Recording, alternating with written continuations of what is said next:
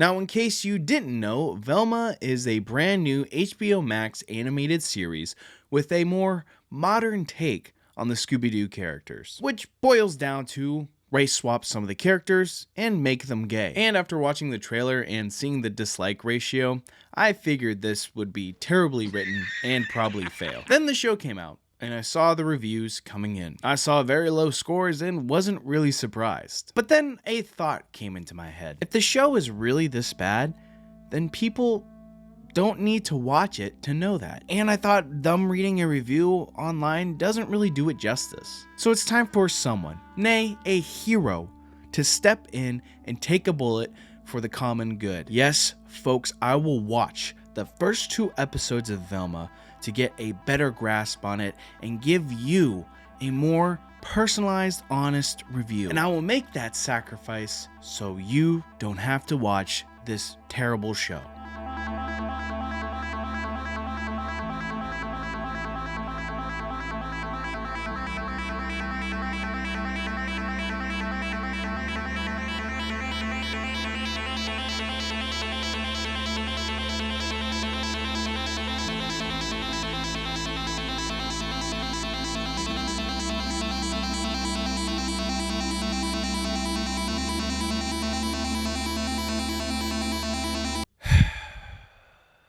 So Velma, was it as bad as the reviews say it is?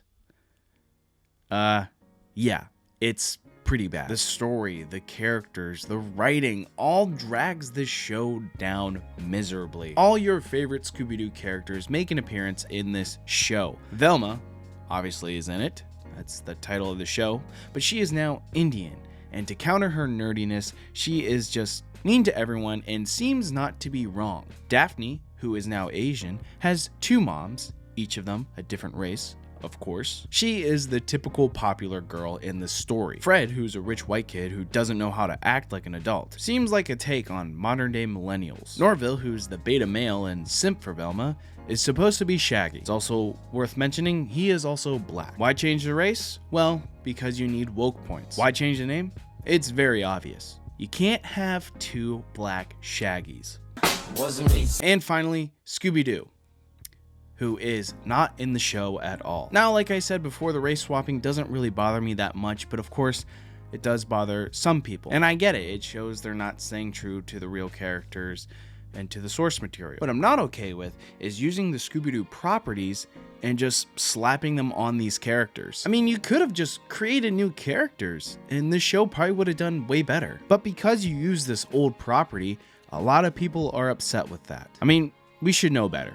There seems to be a lack of original content these days. And that lack of original content really shows with the story in Velma. It's very generic. A bunch of murders are happening and Velma must figure out who did it. For me, it seems like the show spent most of its time and resources to getting the rights to the Scooby-Doo characters and really didn't have enough time to think out a really unique story. I'm not saying it's complete garbage, but it's pretty close to garbage. You would think after getting the rights to use these characters, you would do them justice and give them a unique story. But this is 2023, baby, where most of Hollywood doesn't give a shit about the source material. So with the more modern take on these characters and the generic story, the writing in the show has to be perfect for it to be somewhat decent. But unfortunately, the writing is the worst thing ever. The jokes, the dialogue, everything just falls flat. Let's talk about some of the jokes. I felt like they tried to do this Family Guy cutaway thing, but instead of there being a, quick transition to a different scene, it was just the characters talking. If they did cut to something, it probably would have helped their dumb joke they were trying to make. Also want to point out this 420 joke. Man, if I ever even think about getting into 420 culture, or especially 420 related humor, kill me. You know what 420 is, right? Yeah. It's code for adults who still watch cartoons. Just think, this passed all the writers and made it in the final cut. Just think about that. Another odd joke or gag in the first 2 episodes was this kid getting his leg chopped off, and it came out of nowhere. And it just seemed random. And I don't understand how I'm supposed to find this funny. I get it, you're supposed to shock the audience, but the only thing shocking me was how bad these jokes were.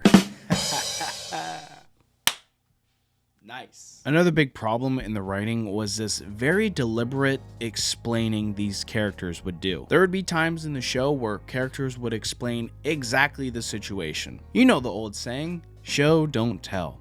Well, they did the opposite of that. There is one scene where Fred is just standing there explaining everything.